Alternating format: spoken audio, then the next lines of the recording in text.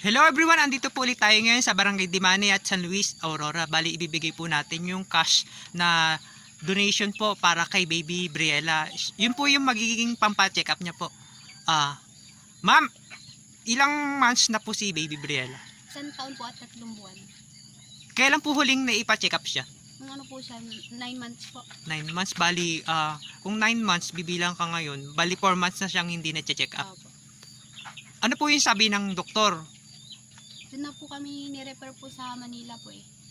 Sa Manila kasi medyo kailangan na ng mas high-tech na equipment para i-test po yung kalagayan ni Baby Briella. Sila po yung unang humingi ng tulong kasi medyo kapos po sila sa financial, kaya ito po, bibigay ko na po yung bigay ni Ma'am LC na cash. Ito po yung 5,000. Ito po yung 1,000, 2,000, 3,000, 4,000, at 5,000. Ang mga nag-donate po si Ma'am Elsie, si Sir Teddy Jr., si Sir Byron, si Karil, si Juju, tsaka si Cristel. Sila po yung nag-donate ng cash para po maipa-check up ulit si Baby Briella, para po malaman po talaga yung kanyang kalagayan.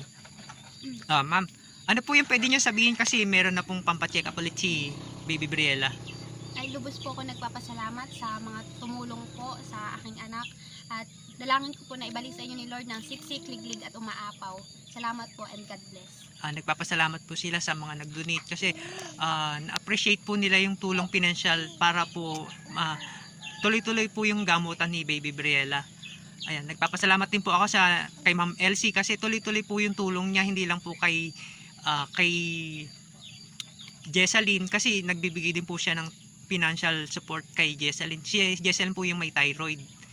Ayan, nagpapasalamat po kami. Ulitin ko po kay Sir Teddy, kay Sir Teddy Jr., kay Byron, kay Karil, kay Juju, tsaka kay Cristel.